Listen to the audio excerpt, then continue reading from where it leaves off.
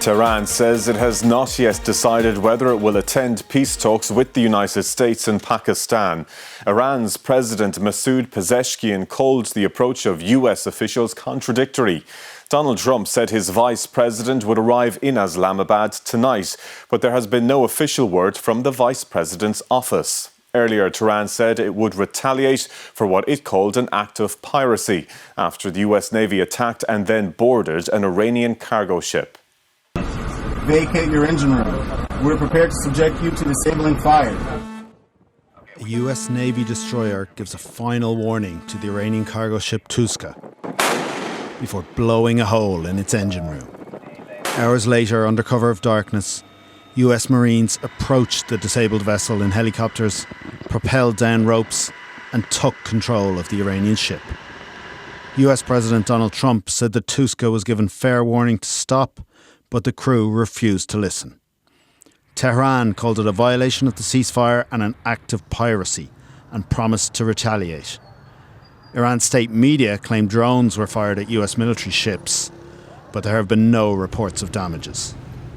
The same can't be said of southern Lebanon, where Israel destroyed all the bridges over the Litani River, and despite last week's ceasefire, warned Lebanese residents not to return to villages in the area, saying its forces remain deployed due to what it called continued Hezbollah activity.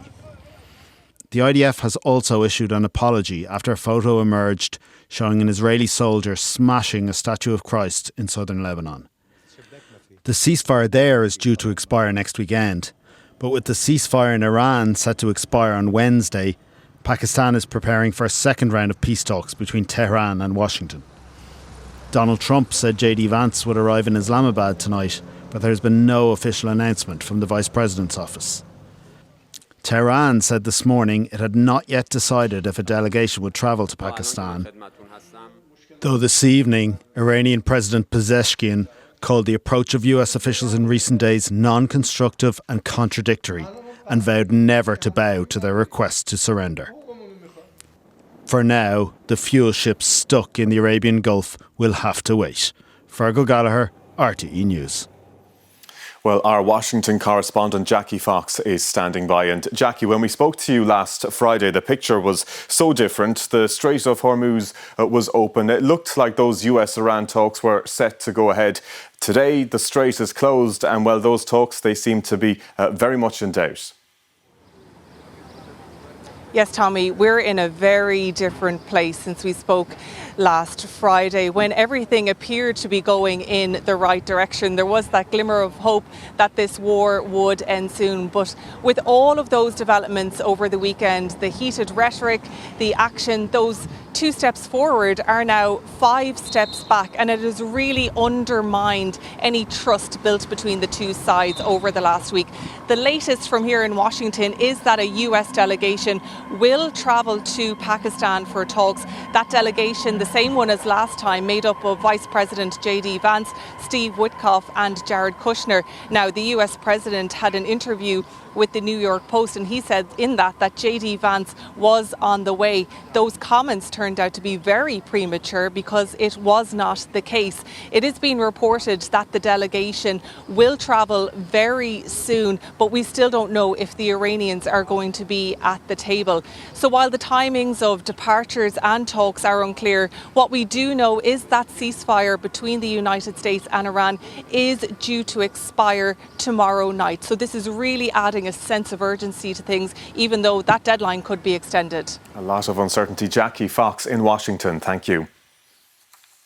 Ireland's spring economic forecast is being finalised by the Department of Finance against the backdrop of heightened global uncertainty triggered by the war in the Middle East. Minister for Finance and Taoiseach Simon Harris has said Ireland needs to keep the powder dry when it comes to economic planning for what he said could be a very difficult winter ahead.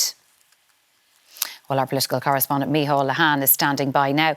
Micheál, given the recent support in terms of fuel and the uncertainty ahead, do we know what will be in the statement tomorrow and whether it will give an idea of whether people can expect some kind of financial assistance come the budget? Well, in the midst of the spring sunshine, the government is casting an eye forward to the winter and trying to say what could happen then. And tomorrow there will be different scenarios outlined about what the impact of the supply of energy globally and the diminishing supply could mean for this economy. The Taoiseach, though, saying today that he's still committed to changes when it comes to personal tax in the budget, that there will be a package on that front. And he does say in the scenarios that have been examined by the Department of Finance, there should be some economic growth in all of them. The Taoiseach also speaking today, saying that anything the government does, though, has to be financially sustainable. One interesting question that was put to Simon Harris, though, focused on energy credits and whether there was any possibility of them returning in the budget for that potentially difficult winter. He was asked, would he rule them out? No, it'd be foolish to rule anything out, quite frankly. But I do have to take this step by step. The government has to take this step by step, because we've got to get the balance right. The balance between trying to help people in the here and now, because it's tough for people. That's why we took the decision to reduce the excise. Diesel prices would have been a hell of a lot higher had we not made that intervention. Same for petrol. It's why we've put in place a package for farmers, for hauliers, for farm contractors. But we've also got to make sure that we have economic firepower, if you like, to respond in the winter, to deliver a good budget, to deliver a budget that can advance commitments in the programme for government, but also a budget that can help people if this crisis is continuing. So I understand the calls that always exist to do more. I understand the pain and the pressure that people are under, but we do have to get that balance right. Just how much financial firepower will be needed should be a little clearer tomorrow when the Public Expenditure Minister Jack Chambers and Simon Harris bring that memo to Cabinet. Now, as the blockade of the Strait of Hormuz continues, there is considerable concern around a possible significant shortage of jet fuel over the summer period. Last week, the International Energy Agency warns that Europe had just 6 weeks of jet fuel left. Well, what does this mean for holidaymakers and the airline industry? We're joined now by aviation expert and UN tourism advisor Anita Mendarasa. And Anita, thanks indeed for joining us on 6-1. As we said there's the warnings that there's just 6 weeks of jet fuel left for Europe. People also haven't given up hope that the Strait of Hormuz might reopen. So given that uncertain picture, how are airlines preparing for the weeks and months ahead in Europe? Thank you very much for having me and for this important question. I think what's really important is that it's airlines preparing and passengers as well as cargo customers preparing. Because what we're seeing was that with these warnings coming out from countries, from the regions, i.e. the EU, about shortages, it really is about managing supply and managing it very carefully through very thoughtful management of critical assets, being aircraft, the location of jet fuel at airports, and the routes that ultimately the aircraft are flying in terms of their networks, to make sure that they have the best aircraft in the air, so the most fuel efficient, grounding those that are less so, flying the routes where they're able to generate revenue through travel as well as through cargo, and doing it in a way that allows them not to lose one of their greatest assets, which is their customers, both travelers and the cargo customers as well. So it's ongoing daily recalculations, which the airline industry admittedly is used to. So rather than mass calculations, what you're saying is that we're more likely to see airlines refining and tweaking their schedules over the summer? Very much so. It's very likely that, especially in destinations, like, for instance, if we use Dublin as an example, there's a very strong frequency of flights. Some of that frequency might be pulled back, which means there'll be more number of passengers, higher capacity in terms of the aircraft itself, but the flights will continue. Smaller airports might lose some of their routes altogether. But what's very important is focusing on hubs, both for the airlines and travelers as well, because hubs are less likely to be reduced, or at least rather cancelled, because of the importance of the hub as connection points, but also being travel and cargo points. That's really important to keep in mind, especially if people are wanting to travel. We know that ticket prices are increasing, but that's part of the short-term consequence, sadly. And I wonder, are those elevated ticket prices likely to stay for some time? Because it's not just about getting oil through the Strait of Hormuz. There's also refineries in the Middle East that have been damaged. So presumably it's going to take some time for normal supply to return.